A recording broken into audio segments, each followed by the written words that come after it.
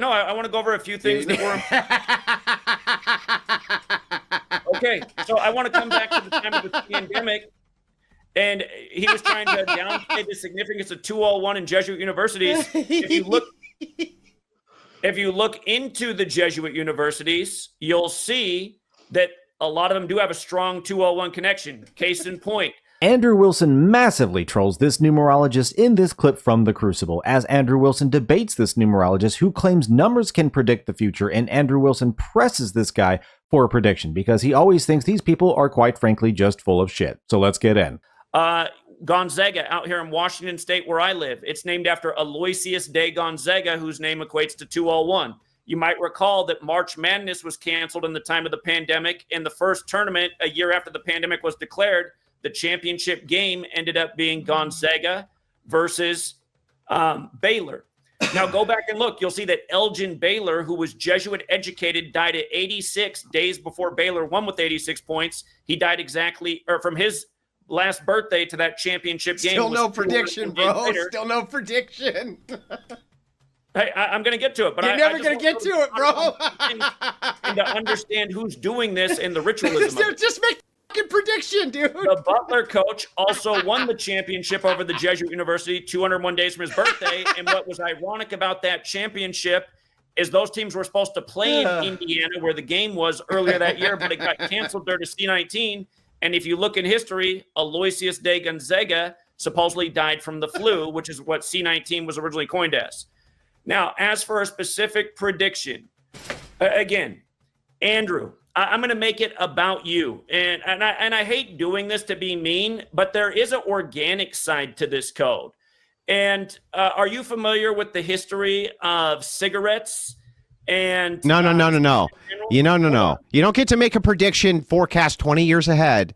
I want a specific prediction for this year. Give me a specific prediction for this year with a date and the people. That's it. Specific prediction this year, date, people. 41 years old right now? Yeah. You're 41, so it's not that far into the future. I want you to think about this prediction. No. I want a specific prediction for this year with dates and times. My prediction about you, and then make it for this year. That's fine, but make it for this year. Give us. All I'm asking for is this: you can make the prediction about me, even, but give me the date, and give me the people who are involved, and give me the specifics of what's going to happen. Go ahead, this year. Give me this year, so that we can falsify it this year and prove you're not a fraud and you're totally right. Yeah, and trust me, I'm far from a fraud. My prediction. Prove it. You got right now. Right now, you have the floor. You can prove it in front of thousands of people. Make me look stupid. Do it.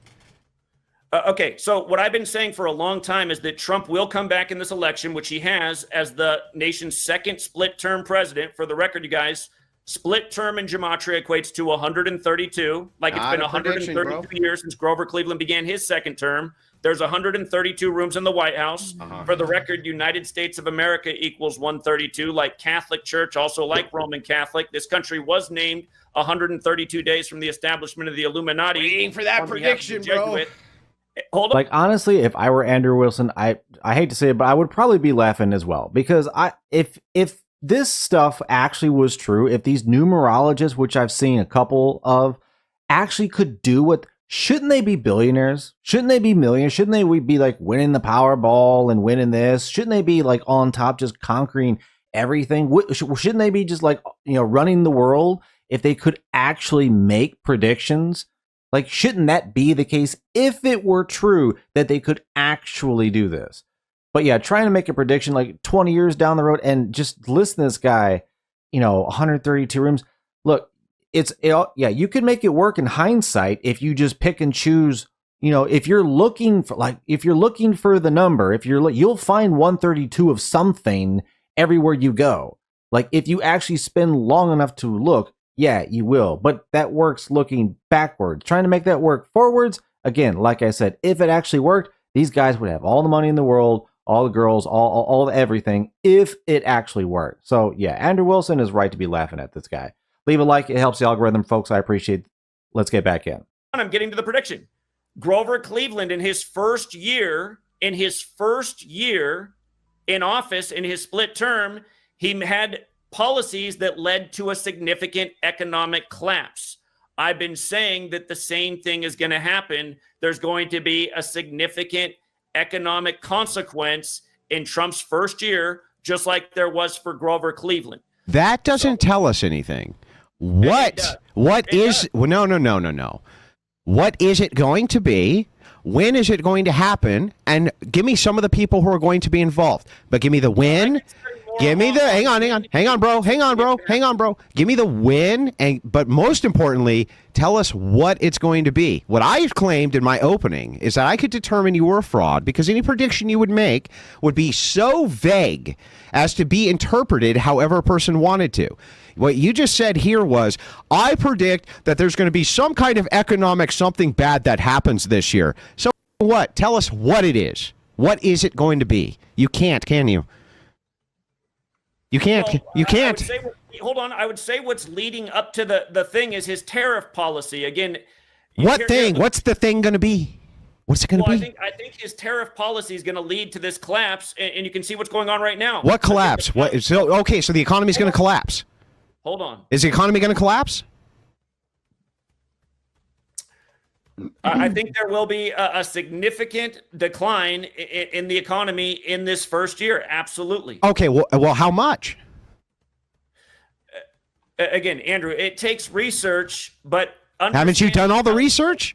Valuable knowledge. Haven't you done the research at the institute.com? What? So when you say it's not going to be a collapse, there's going to be an economic downturn, what does that mean specifically? Again, Wealth of Nations. Are you familiar with this book? Uh-huh. Who wrote it? A guy. Who wrote it? I don't know. Who wrote it? You're familiar with it? Yeah, I've heard of the Wealth of Nations, yeah. Who wrote it? I don't know. Who wrote it? Okay. What year was it published? I have no idea. It was published in 1776. What does that have to do with your prediction? Okay. If you measure from the anniversary of its publication date to the day that Trump imposed his tariffs, it was exactly 47 weeks after the anniversary. What does that have to do with your prediction? What does that have to do with... Can you give me the specifics of what's going to happen? Well, again... Yeah, you can't. In Wealth of Nations... Yeah, I know. I don't care. I want to know what specifically is going to happen.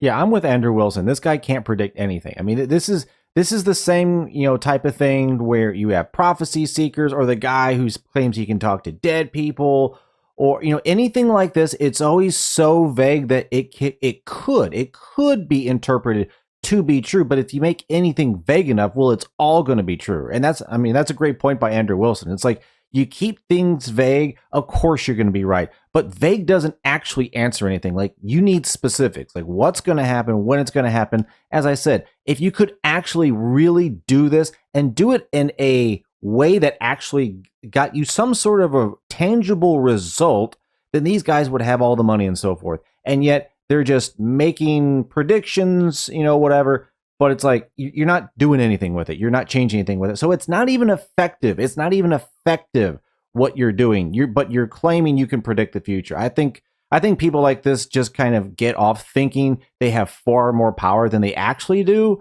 And they're just delusional. But folks, thanks for watching. Let me know in the comments what you thought about what Andrew Wilson had to say, trolling this whatever numerologist, thinking he can predict the future when obviously we all know he can't. Thanks for watching. Like, subscribe, take care, and I'll see you on the next one.